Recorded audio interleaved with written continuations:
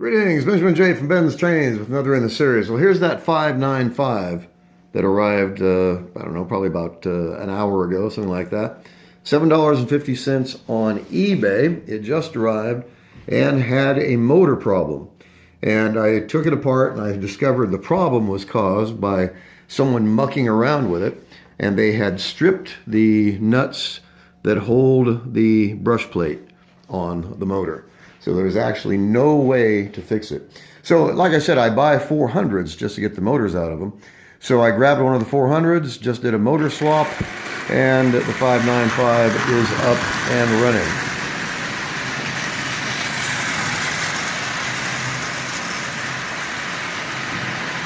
Actually running really well. So I just swapped the motor into it out of the 400 and no problems at all. So then I'll decide what I'm going to do with the motor that was in this. I'm very likely going to use it for parts.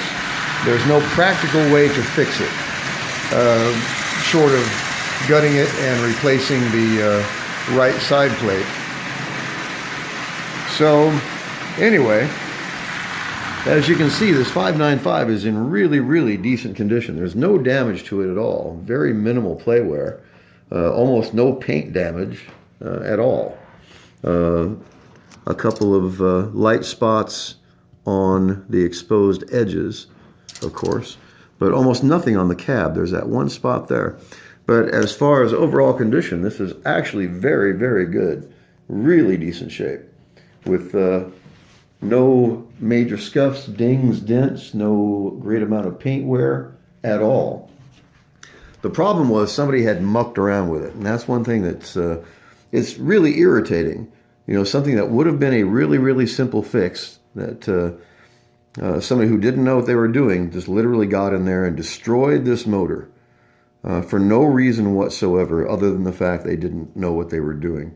So they over-tightened the nuts. I have no idea why, but they over-tightened the nuts that hold the brush plate on and stripped both sides. There's absolutely no way to repair that. You can epoxy it on, but as far as replacing the threads, you can't. You have to replace the entire side plate.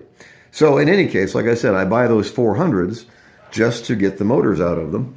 And this is what I do with those 400 motors. Swap them into steel shells, cast shells. In any case, it's up and running. It runs forward only. It already bypassed this E-unit, but it runs extremely well. So nothing lost. $7.50. You still can't beat it. So it runs really well. It looks nice. Plus I have all the other parts for that motor. So I'll very likely just take that motor and strip it for parts to replace that side plate. You have to completely gut the motor. It just isn't worth the effort, in my opinion anyway. So it's a lot easier just to grab another motor off the shelf and drop a new motor into the locomotive. And it's up and running really well. And in this case, in really decent condition. Let me focus this. You can get a close-up of this. Like I said, a minimum of paint wear and almost no paint wear at all on the body itself. And very likely the reason for that is because whoever butchered it, after they worked on it, it never ran again. And so it was probably thrown into a box or a drawer or under the bed in the back of the closet and probably sat there for the next 40 years. Hard to say. It had been sitting for a very long time. And there was nothing physically wrong with the motor that I could find, other than the fact somebody had got in there and just mucked it up, just really, really screwed that motor up. I just can't see any reason for over-tightening those nuts to the point where you strip both of them. That just seems really, really stupid to me. But then again, whoever did that obviously knew nothing at all about a Marx locomotive. And a lot of people, you know, if the screwdriver won't fix it, the hammer will. And in this case, all they did was they butchered that motor. And there's no practical way to fix it other than completely gutting it and swapping out the right side plate. So anyway, I just dropped another motor in here. The body itself, or the shell, was worth what I paid for it. Plus, I got all the parts out of that motor. So in any case, I'm still pleased with it. It was disappointing, of course, when you see somebody just absolutely butcher a motor for no reason other than ignorance. You know, it's just, it really irks me. But in any case, there's nothing to be done about it. So I just dropped a new motor in here. It's running absolutely perfectly. It looks nice, it runs good, and it was dirt cheap. $7.50. And so very likely I will just cannibalize that motor for parts. It is a double reduction motor, so there's lots of parts in there you can use. The biggest problem, of course, was the fact that they stripped the studs that hold the brush plate in position. And once those are stripped, there's nothing you can do about it except replace the right side plate, because that's the studs are actually riveted to the right side plate. So in any case, pulled the motor out, dropped a new motor in it. It's running absolutely perfectly. It looks nice. It runs really, really well. So like I said, when I find those 400s, I buy them cheap just to get the motors out of them, just to do this kind of repair.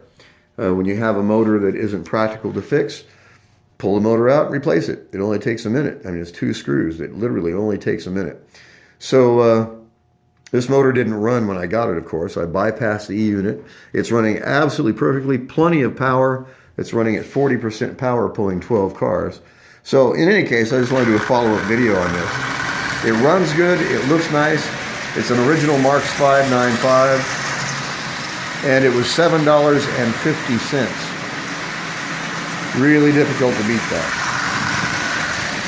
And it's in just absolutely splendid condition. The only thing that was wrong with it was somebody got in there with a screwdriver and butchered it. And a lot of things, when people do that, you simply can't fix it. You have to replace the part. And in this case, to replace the part requires gutting the entire motor. It just isn't worth the effort. It's easier just to swap out the motor, take the old motor that doesn't run, and strip it for parts. I don't do that very often, but in this case, it's the only practical thing to do, unless I want to completely gut that motor and then rebuild it from the frame up, and I don't feel like doing that. So in any case, just a quick video. Haven't even put a traction tire on this, and it's pulling really, really well. So 12 cars with no problem at all. Marx 595, $7.50. And had a double reduction motor in it that just didn't run. Unfortunately, probably through no fault of its own, somebody got in there and just absolutely butchered it, which is unfortunate, but there's nothing you can do about it. So in any case, just a quick follow-up video. As always, if you have any questions, feel free to drop me an email, BENZTRAINZ@gmail.com. And as always, thank you for watching.